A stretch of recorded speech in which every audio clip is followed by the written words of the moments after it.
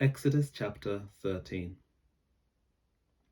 The Lord said to Moses, "Consecrate to me all the firstborn. Whatever is the first to open the womb among the Israelites of human beings and animals is mine."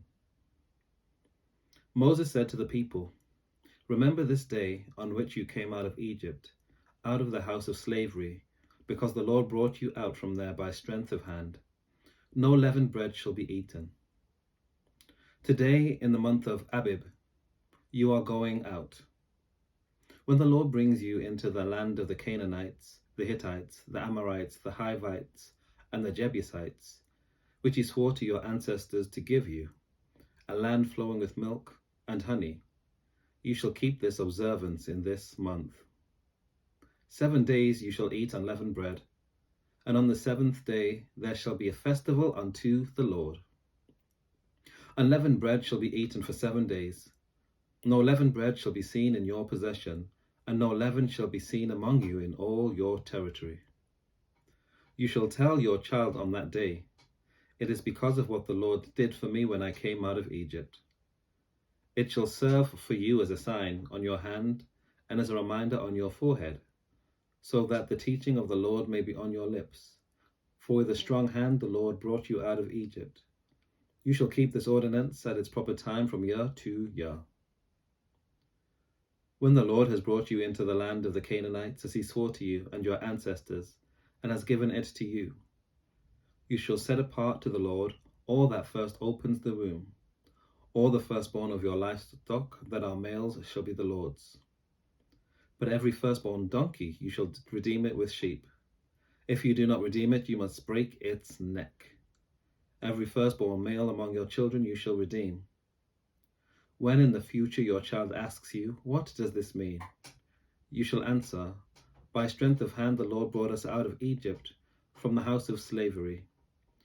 When Pharaoh stubbornly refused to let us go, the Lord killed all the firstborn in the land of Egypt, from human firstborn to the firstborn of animals. Therefore I sacrifice to the Lord every male that first opens the womb. But every firstborn of my sons I redeem. It shall serve as a sign on your hand and as an emblem on your forehead, that by the strength of hand the Lord brought us out of Egypt." When Pharaoh let the people go, God did not lead them by the way of the land of the Philistines, although that was nearer. For God thought, if the people face war, they may change their minds and return to Egypt. So God led the people by the roundabout way of the wilderness towards the Red Sea. The Israelites went up out of the land of Egypt, prepared for battle. And Moses took with him the bones of Joseph, who had required a solemn oath of the Israelites, saying, "God will surely take notice of you, and then you must carry my bones with you from here." They set out from Succoth and camped at Etham, on the edge of the wilderness. The Lord went in front of them in a pillar of cloud by day to lead them along the way, and in a pillar of fire by night to give them light, so that they might travel by day and by night. Neither the pillar of cloud by day nor the pillar of fire by night left its place in front of the people. Exodus chapter 14. Then the Lord said to Moses, "Tell the Israelites to turn back and camp in front of Pi-hahithroth, between Migdol and the sea, in front of Baal-zephon. You shall camp opposite it by the sea. Pharaoh will say of the Israelites, 'They are wandering aimlessly in the land. The wilderness has closed in on them.' I will harden Pharaoh's heart, and he will pursue them, so that I will gain glory for myself over Pharaoh and all his army. And the Egyptians shall know that I am the Lord." And they did so. When the king of Egypt was told that the people had fled, the minds of Pharaoh and his officials were changed toward the people, and they said, "What have we done, letting Israel leave our service?" So he had his chariot made ready, and he took his army with him. He took 600 picked chariots, and all the other chariots of Egypt with officers over all of them. The Lord hardened the heart of Pharaoh, king of Egypt, and he pursued the Israelites who were going out boldly. The Egyptians pursued them, all Pharaoh's horses and chariots, his chariot drivers and his army. They overtook them and camped by the sea, by Pi-hahiroth, in front of Baal-zephon. As Pharaoh drew near, the Israelites looked back, and there were the Egyptians advancing on them. In great fear the Israelites cried out to the Lord. They said to Moses, "Was it because there were no graves in Egypt that you have taken us away to die in the wilderness? What have you done to us, bringing us out of Egypt? Is this not the very thing we told you in Egypt? Let us alone and let us serve the Egyptians? For it would have been better for us to serve the Egyptians than to die in the wilderness." But Moses said to the people, "Do not be afraid, stand firm, and see the deliverance that the Lord will accomplish for you today. For the Egyptians whom you see today, you shall never see again. The Lord will fight for you, and you have only to keep still." Then the Lord said to Moses, "Why do you cry out to me? Tell the Israelites to go forward.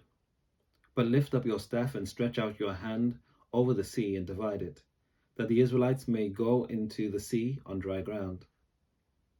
Then I will harden the hearts of the Egyptians, so that they will go in after them, and so I will gain glory for myself over Pharaoh and all his army, his chariots and his chariot drivers.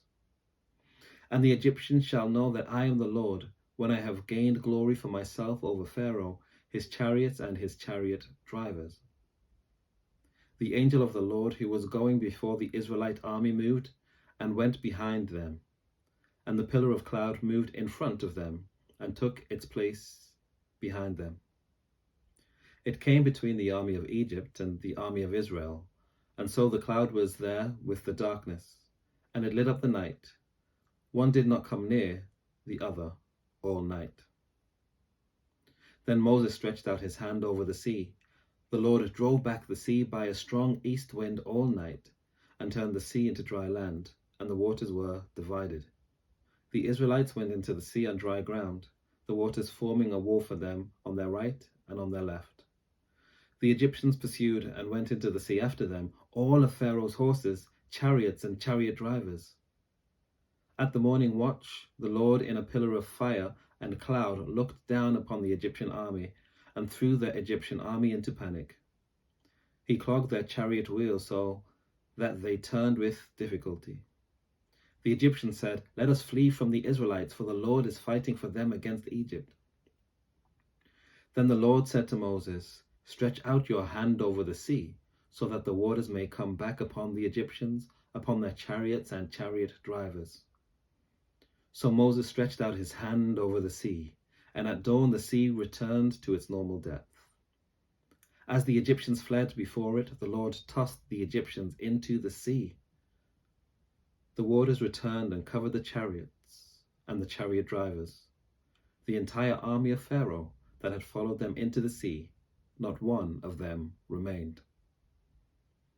But the Israelites walked on dry ground through the sea, the waters forming a wall for them on their right and on their left. Thus the Lord saved Israel that day from the Egyptians. And Israel saw the Egyptians dead on the seashore.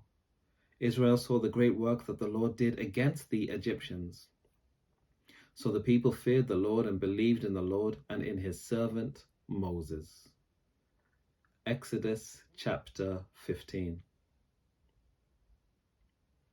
Then Moses and the Israelites sang this song to the Lord.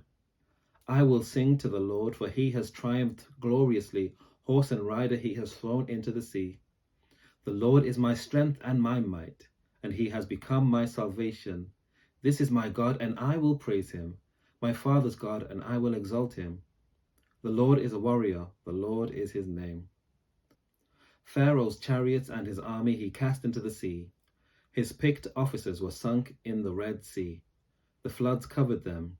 They went down into the depths like a stone. Your right hand, O Lord, glorious in power. Your right hand, O Lord, shattered the enemy. In the greatness of your majesty, you overthrew your adversaries. You sent out your fury. It consumed them like stubble. At the blast of your nostrils, the waters piled up. The flood stood up in a heap. the deeps congealed in the heart of the sea. The enemy said, I will pursue, I will overtake, I will divide the spoil, my desire shall have its fill of them. I will draw my sword, my hand shall destroy them. You blew with your wind, the sea covered them, they sank like lead in the mighty waters. Who is like you, O Lord, among the gods? Who is like you, majestic in holiness, awesome in splendor, doing wonders? You stretched out your right hand, the earth swallowed them. In your steadfast love, you led the people whom you redeemed. You guided them by your strength to your holy abode. The peoples heard, they trembled. Pangs seized the inhabitants of Philistia. Then the chiefs of Edom were dismayed. Trembling seized the leaders of Moab. All the inhabitants of Canaan melted away. Terror and dread fell upon them. By the might of your arm, they became as still as a stone until your people, O Lord, passed by, until the people whom you acquired passed by. You brought them in and planted them on the mountain of your own possession, the place, O Lord, that you have made your abode, the sanctuary, O Lord, that your hand has established. The Lord will reign forever and ever. When the horses of Pharaoh with his chariots and his chariot drivers went into the sea, the Lord brought back the waters of the sea upon them. But the Israelites walked through the sea on dry land. Then the prophet Miriam, Aaron's sister, took a tambourine in her hand, and all the women went out after her with tambourines and with dancing. And Miriam sang to them, Sing to the Lord, for he has triumphed gloriously. Horse and rider he has thrown into the sea. Then Moses ordered Israel to set out from the Red Sea, and they went into the wilderness of Shur. They went 3 days in the wilderness and found no water. When they came to Marah, they could not drink the water of Marah because it was bitter. That is why it is called Marah. And the people complained against Moses, saying, What shall we drink? He cried out to the Lord, and the Lord showed him a piece of wood. He threw it into the water, and the water became sweet. There the Lord made for them a statute and an ordinance, and there he put them to the test. He said, If you will listen carefully to the voice of the Lord your God, and do what is right in his sight, and give heed to his commandments, and keep all his statutes, I will not bring upon you any of the diseases that I brought upon the Egyptians, for I am the Lord who heals you. Then they came to Elim, where there were 12 springs of water and 70 palm trees, and they camped there by the water. Take care. God bless. I'll see you next time.